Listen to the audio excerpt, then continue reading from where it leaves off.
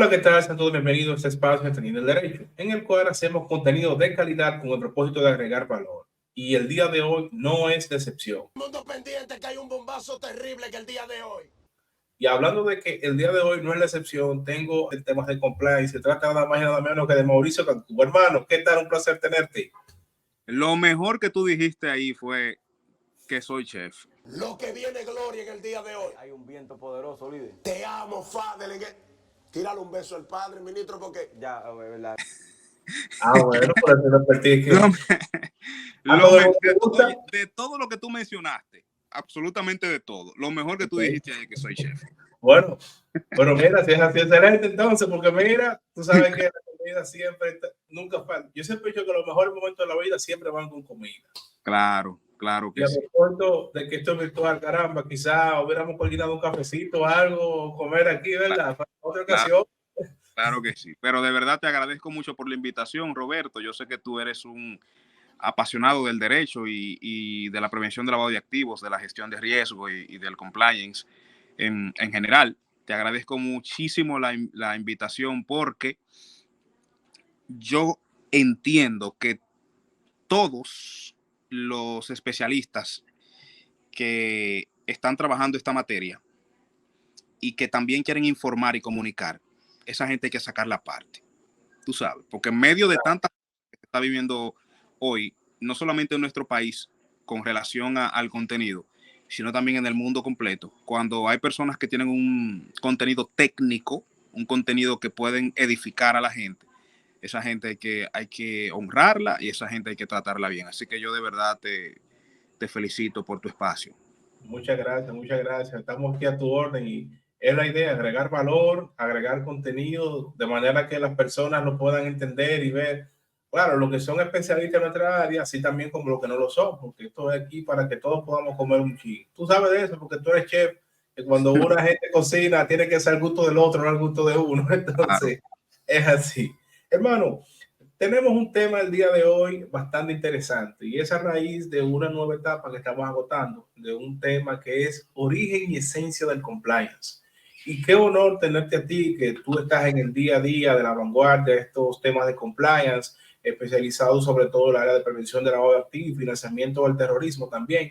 Entonces, quisiera preguntarte ahí para empezar a entrar en materia, ¿cómo es aquí en la República Dominicana la regulación como tal? Para esa gente que están ahí, tu opinión al respecto. La ley que tenemos, la 155 y el 17.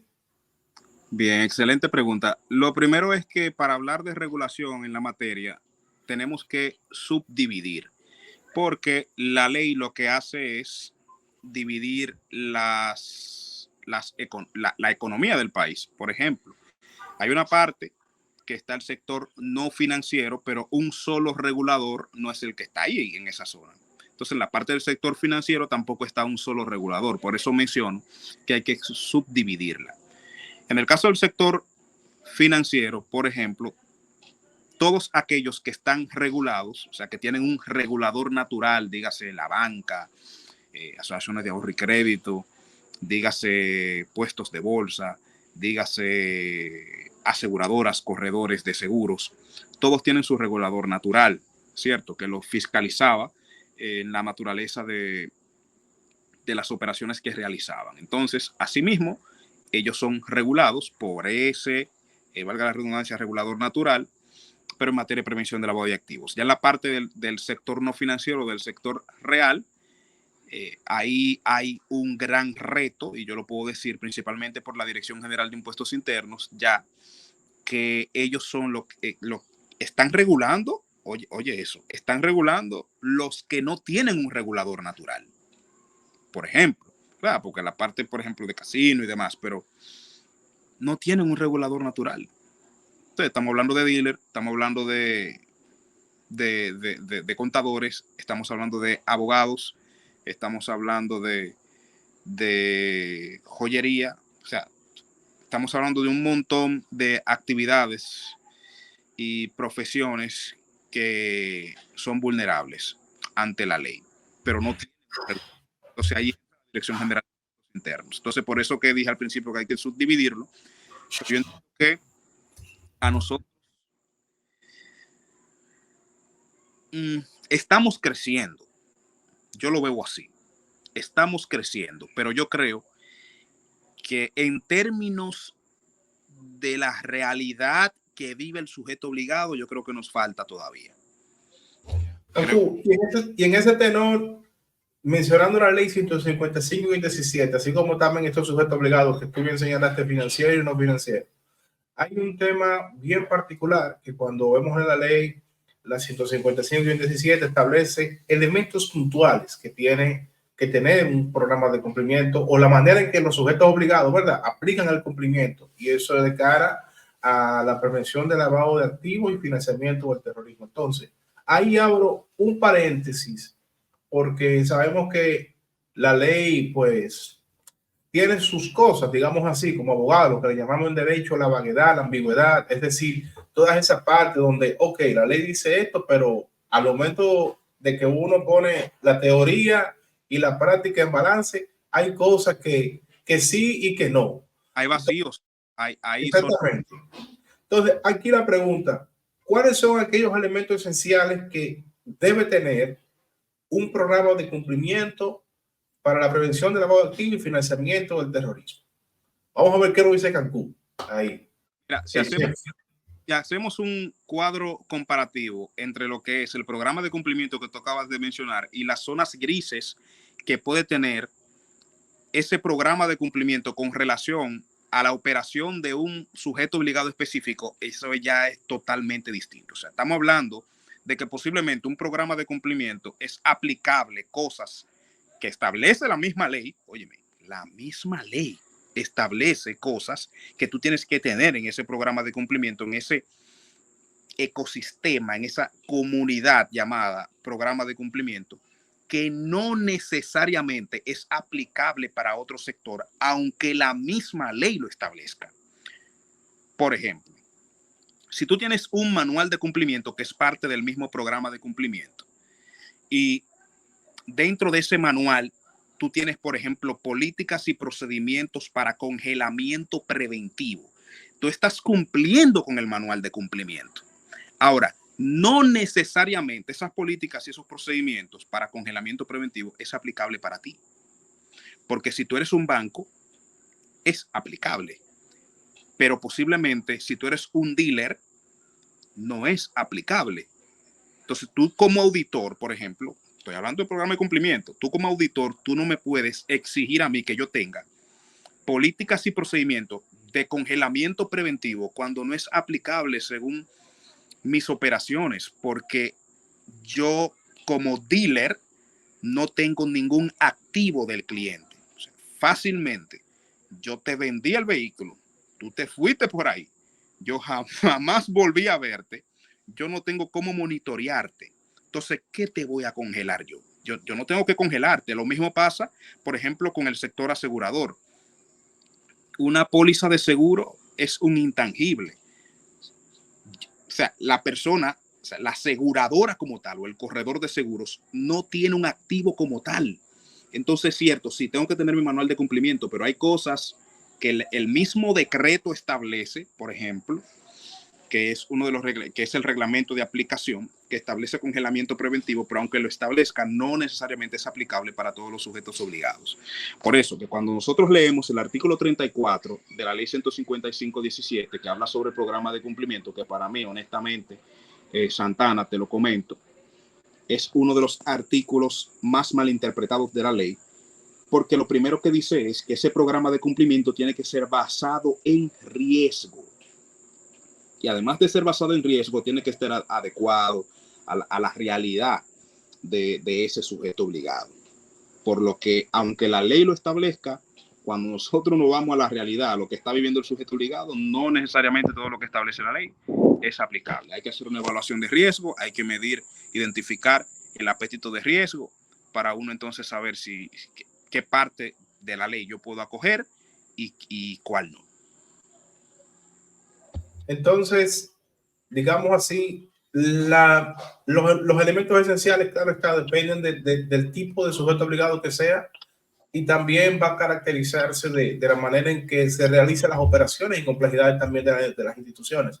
Y eso me hace pensar en que por ejemplo, la Dirección General de Impuestos Internos, de GEI, tiene en su lista de publicación un conjunto de sanciones que se han impuesto. Y la gran mayoría va precisamente por lo mismo, de que el oficial de cumplimiento o la gestión de riesgo, el informe de gestión de riesgo no es presentado trimestralmente. Y fíjate qué interesante, la gran mayoría han sido dealers, solamente 2 o 3 en constructora. Y claro, estoy de acuerdo contigo que, por ejemplo, el procedimiento, porque digamos así, un banco te puede, congelar una cuenta bancaria en un momento específico que es un activo tuyo, pero un dealer, ¿qué puede hacer un dealer? Someter a los bancos. Entonces, ahí tenemos algo de lo que yo siempre he sido partidario, es que yo creo que cuando estamos hablando del sistema de cumplimiento regulatorio para la prevención de lavado de activos y financiamiento de terrorismo, yo creo que el legislador debió de haber tomado algo, y es que debió tener como referencia los movimientos en el sector financiero. ¿Por qué? Porque, por ejemplo, todos los sujetos obligados manejan sus operaciones por bancos, incluso los mismos bancos. Entonces, si estamos ante el caso de los dealers deben tener cuentas bancarias, ¿verdad? Las mismas puestos de bolsa tienen sus cuentas bancarias, los mismos fideicomisos tienen sus cuentas bancarias, los vendedores de piedras preciosas, las empresas que se dedican al factoraje, todas radican en que tienen un tema de que se manejan a través de bancos.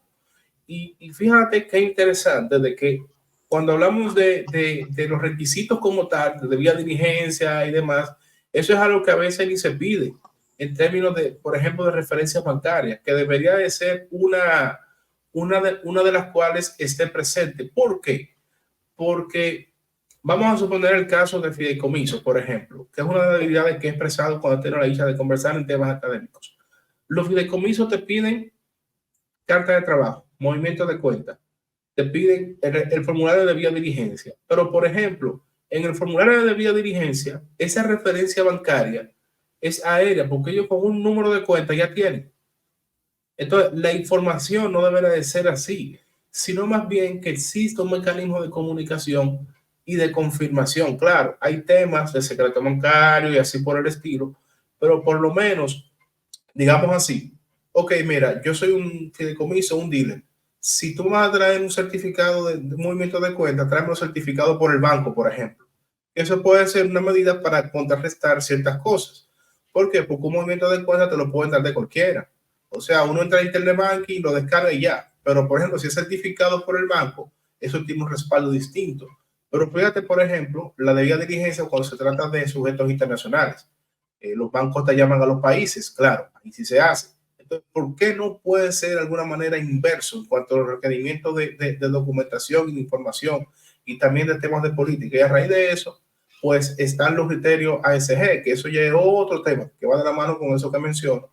Y creo que también de alguna manera, pues este tipo de cuestiones en la debida diligencia puede ayudar a fortalecer, porque está bien, mira, por ejemplo, el perfil de riesgo, ¿cómo un dealer lo determina? No tiene manera de determinar, no tiene una plataforma, una estructura. Qué sé yo, una empresa de factoraje, ¿cómo determina un perfil de riesgo de una persona? Un casino, ¿cómo lo determina? Y claro, son actividades distintas, pero se hacen de alguna manera necesarias porque la ley lo tiene como sujetos obligados y hay que aplicarle lo que dice la ley. Y la ley dice, bueno, hay que tener ciertos elementos específicos, pero claro, no se limita. Y mira qué coincidencia que, por ejemplo, el sistema de cumplimiento de cara a la ley 155 y 17 no tiene, por ejemplo, un canal de denuncias, que eso debería de ser. Por ejemplo, los bancos lo tienen, pero viene siendo una implementación alterna que se tiene al programa de cumplimiento. Y eso fue hace como 2 o 3 años que salió. Pero bueno, y esos son otros 500. Entonces, Cancún, siguiendo la dinámica, sabemos que compliance, cumplimiento regulatorio, tiene muchísimas cosas por donde pudiéramos abordar, pero si te preguntara, y esta pregunta no viene de mí, aunque sé que no hemos guiado del tema, es porque los temas me los piden también las personas. Entonces, hay personas a veces que me dicen, Roberto, ¿cómo es que el compliance beneficia a una institución, sea esta sujeto obligado, o sea, cuál es el beneficio? Entonces ahí me gustaría saber tu opinión para aquellas personas que a veces necesitan esa orientación de cuáles son esos beneficios de una manera breve, desde tu punto de vista, claro está, de cuáles son aquellos beneficios que tiene la implementación de un sistema de cumplimiento en una institución, sujeto obligado, sobre todo. Claro, claro. Tú sabes que anteriormente se mencionaba mucho lo que era cumplimiento normativo. Ya en lo adelante comenzó a hablarse ya en el término en inglés de compliance, porque creo que el compliance es, el término en inglés creo que lo han tomado hasta le agregan más cosas con relación, por ejemplo, a la integridad, la ética y demás. Pero honestamente, yo creo que el compliance vino a transparentar. Eso es lo primero. El compliance no vino a hacer que los negocios dejen de ser, todo lo contrario. Porque los sujetos obligados, el compliance es muy amplio, pero en el caso de prevención de lavado, que está dentro como de la sombrilla del compliance, yo creo que la ley no vino a frenar los negocios, sino a transparentar los negocios y que los negocios puedan crecer. Yo creo que la mejor manera de uno conocer su entidad, la mejor manera de uno conocer su empresa es estableciendo un sistema de compliance. Yo creo que abarque lo interno de la organización y que de ahí entonces nos vayamos a lo externo. Lo digo de esa manera porque a veces nosotros vamos primero a lo externo y luego a lo interno. No, vamos a lo interno primero, vamos a conocernos nosotros primero y luego entonces vamos a externar un poquito más. Pero yo creo que el mayor beneficio es ese, la transparencia. La transparencia en todo, a transparentar no solamente los negocios, sino hasta las intenciones a lo interno de una organización. El cumplimiento realmente, el cumplimiento efectivo hace que la entidad pueda descansar y que no cumpla únicamente por temor, por miedo a una sanción, sino que cumpla porque quiere cumplir, que cumpla porque quiere que todo marche bien, que cumpla porque quiere que todo fluya. Yo creo que eso es lo que yo entiendo sobre el mayor beneficio, porque no puedo decirte que el mayor beneficio que debería ser, ¿verdad? Pero no puedo decirte que el mayor beneficio es evitar una sanción. Cuando hay beneficios también muy buenos, donde la organización se desarrolla, crece estableciendo programas de compliance. O sea, que podríamos decir que hay un versus ahí entre riesgo reputacional, así como propiamente de cumplimiento, digamos, de todas aquellas disposiciones requeridas por la ley. Se podrá ver así. Sí, porque el compliance es muy amplio. O sea, es demasiado amplio. Por eso mencioné que la prevención de lavado está dentro como de esa misma sombrilla. Y realmente eso es lo que yo entiendo, lo que yo creo, ¿cierto? Hay gente que se confunden un poquito por el término en inglés, ¿no? Pero se menciona compliance precisamente por la integridad, por la ética y porque realmente los países se están adecuando a ese término y es un término que en República Dominicana yo creo que está creciendo bastante. Claro, sí. Es una disciplina en auge, por decirlo de alguna manera. Ancu, tenemos otra cosa interesante de cara a los programas de cumplimiento. Lo hemos descrito un poquito, cómo beneficia y demás, pero tú sabes que tú que eres chef, una cosa es cocinar la comida y otra cosa es ver cómo queda en la práctica, ¿verdad? Entonces, ahí es que se evalúa el desempeño del chef. Entonces, como tú sabes que por ahí vimos un videito que ya me comentábamos que los negros tienen sus encantos y sus cosas. ¿Te acuerdas? Es una realidad. Bueno, el distinguido tiene razón, ¿verdad? De alguna forma. Entonces, aquí ponemos la auditoría, por cierto, que yo tengo en YouTube, una entrevista que vimos ahí de un caballero, ¿verdad? Por si acaso la gente pregunta después. Entonces, digamos así, los programas de cumplimiento se exponen a ese filtro de evaluación y lo voy a poner en algunos casos las auditorías, ¿verdad? Que es la manera de verificar la eficiencia de los programas de cumplimiento.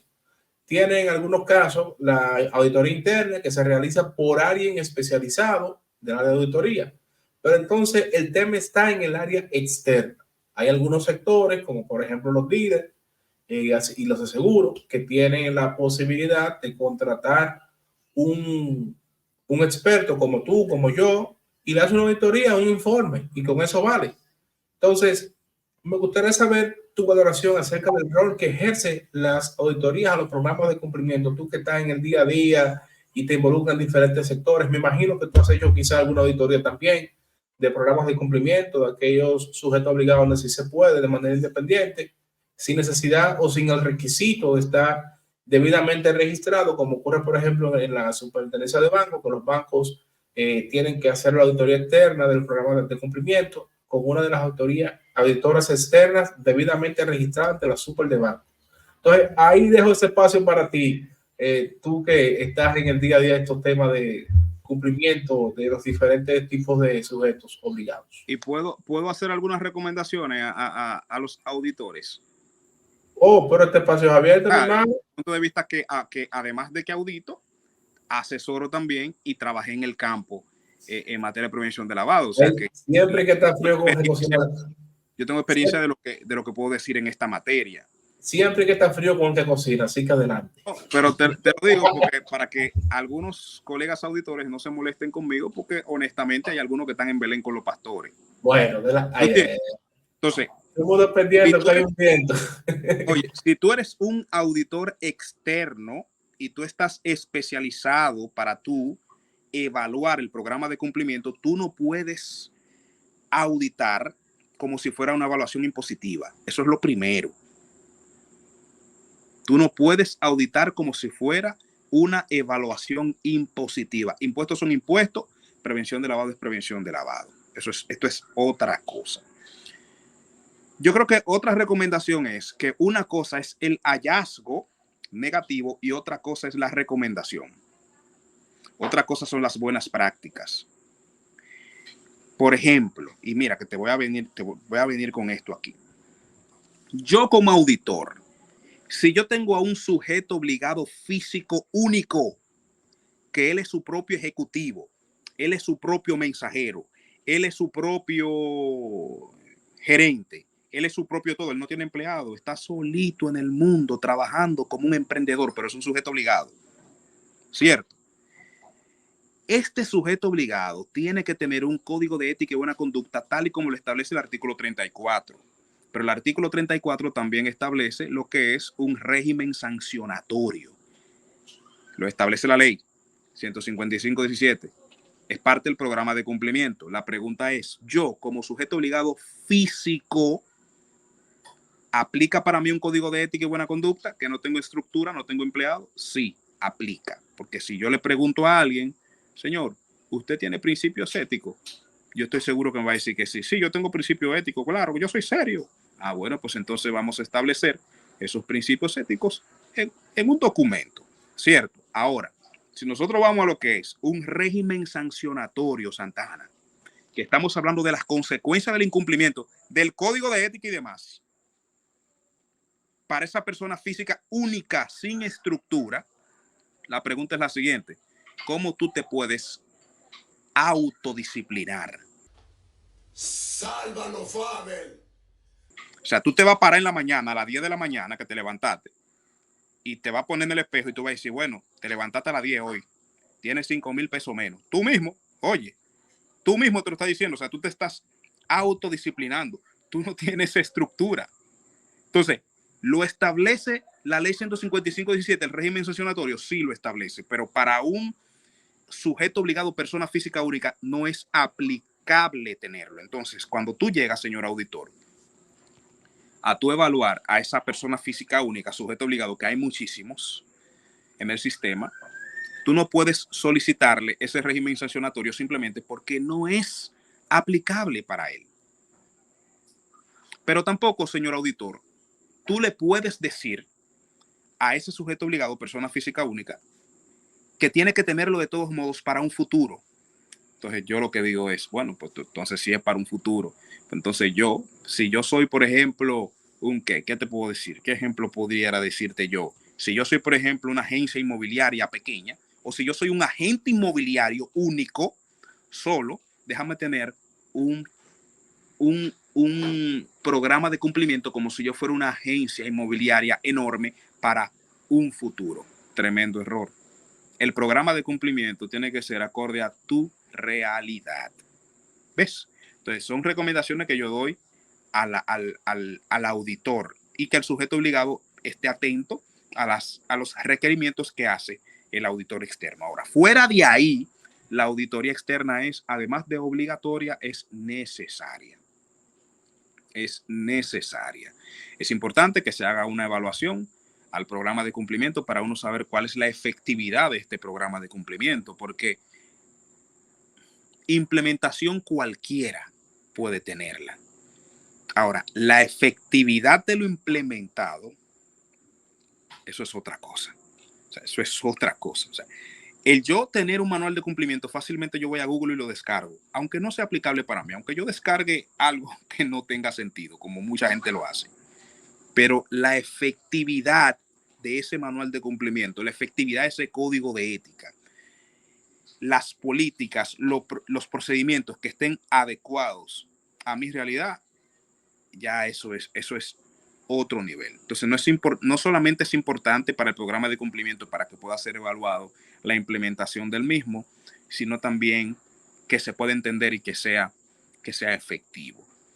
Entonces, dentro de una auditoría externa, hay cosas que el auditor, cada uno tiene su librito, cada uno tiene su criterio, pero yo lo que digo es que siempre ese criterio, ese librito esté adecuado a lo que establece la normativa.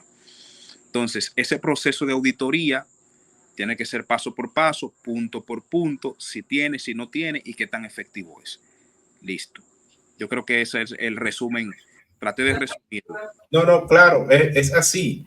Y mira que coincido contigo totalmente y creo que eso es algo que, por ejemplo, se ve dentro de los sistemas de cumplimiento que a veces se escapan de la ley 155-117, sobre todo lo de las normas ISO, que, por ejemplo, a veces hay personas que están capacitadas para auditar, autorizadas para auditar y sin embargo no tienen esas políticas internas aplicadas y otras veces también, digamos, no es la experiencia, sino como el perfil. Le explico. Por ejemplo, en tu caso, tú tienes la experiencia en diferentes sectores, pero hay personas que se dedican al compliance, por ejemplo, en el sector inmobiliario, pero se dedican entonces al sector inmobiliario, sector fiduciario y, por ejemplo, no manejan el sector automotriz o el sector de factoraje y entonces quieren venir a hacer también abordar esa parte. Está en el punto. Entonces, yo creo que es muy importante de que, y sobre todo lo mantengo y lo considero siempre, de que el compliance debe ser especializado, porque cada área es un mundo. Es decir, tú mencionar el sector de no sé, digamos, aunque no lo sepan todos, las ventas de aeronaves, que también está dentro de los programas de cumplimiento. O sea, eso es un mundo. Venta de vehículos es otro mundo. Compra y venta de joyas, eso es otro mundo. Inmobiliaria, que se diga. Roberto, cuando uno tiene cierta debilidad, porque al final uno como consultor, por ejemplo, no es que uno el papá upa, ¿verdad? Exacto. Uno va creciendo y desarrollándose hasta uno Claro. aprende. Oye, uno aprende hasta de los clientes de uno. Claro. Oye, uno aprende. Entonces, Claro.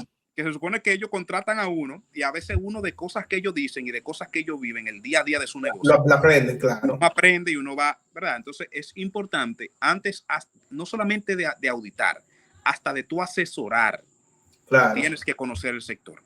Por lo menos, Claro. date una vueltica en ese sector para que tú... Exactamente. Porque imagínate, por ejemplo, una cooperativa. Hey. Una cooperativa cerrada y una cooperativa abierta. Las dos son cooperativas, pero la operatividad es distinta. Claro, claro. Una cooperativa abierta todos vienen cualquier tipo de cliente, es abierta. Ahora, una cooperativa cerrada que es hija de una empresa grande y que esta solo para socios constituyó cooperativa no solamente para tener rentabilidad, sino también para un beneficio de los empleados. En términos, cuando tú vayas a hacer un reporte de operación sospechosa, no es lo mismo. Claro. Porque no es lo mismo tú abrir las puertas a un cliente y tú tener que evaluar a ese cliente que tú no lo conoces, que en tu vida tú no lo has visto, que en una cooperativa cerrada, que al que tú estás evaluando es a un empleado. Exactamente. Y se convierte en un socio. Exactamente. Bueno, entonces, los dos son cooperativas, pero la naturaleza operacional es distinta. Por eso Claro. hay que conocer cada sector, mezclarse, Juan, explicar para uno poder hacer una evaluación lo más cercana. hablando de este tema que tú has tocado, y ya aquí para cerrar como última pregunta, me gustaría saber tu opinión sobre la cultura institucional PLAFT de cara a los sujetos obligados. Contextualizo. Sabemos que parte de los sistemas de compliance es tomar esos valores institucionales, esa cultura institucional, es decir, el conjunto de valores que definen la institución, la empresa, el negocio.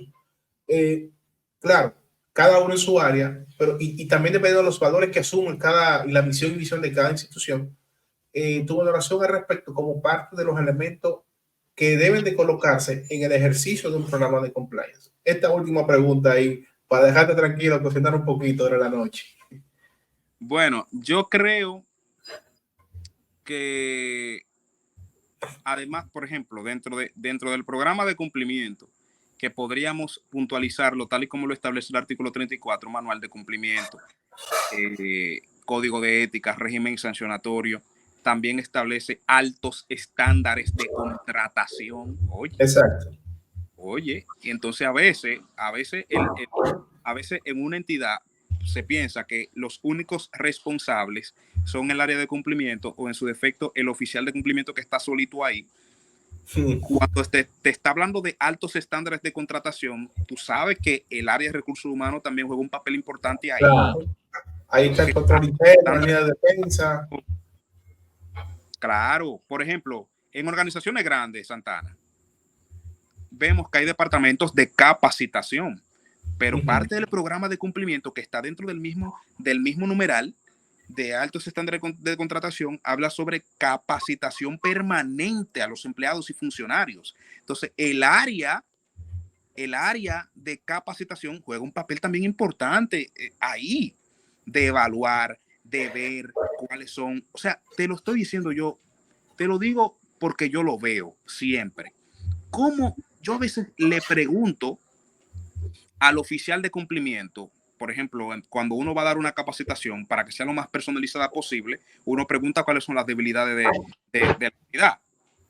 Pero yo no quisiera preguntarle al oficial de cumplimiento, yo quisiera preguntarle al gerente de capacitación, porque el gerente de capacitación para las entidades que lo tienen debería saber cuál es el nivel de conocimiento de las diferentes disciplinas donde se capacita esa entidad de cada empleado. Tenerlo ahí, o sea, cuando yo pregunto, ¿y cómo está en prevención de lavado de activos? No, estamos, pregúntale al oficial de cumplimiento. Yo no debería preguntar al oficial de cumplimiento, yo debería preguntar quién eres el gerente de capacitación. Y te digo esto porque vemos que a veces dejan al oficial de cumplimiento solo. Sí. Cuando esto es algo integral. Y el comité también, a veces un cero a la izquierda. Teníamos que sacar un programa nada más para hablar, nada más para quejarnos del comité. Bueno, te comprometes cuando ya tenga atrás para esta entrevista. Tenemos que hablar, oye, a mí me gusta esa. Tenemos que agarrar y hacer otro programa nada más para hablar del comité. Porque el comité de cumplimiento es otra cosa muy bonito como lo establece la normativa. Sí. Establece la ley. Excelente. Pero a la hora y la verdad, son mudos. Sí. Oye, de hecho, limitan algunas veces la eficiencia del oficial de cumplimiento. Uno se ríe, pero es verdad.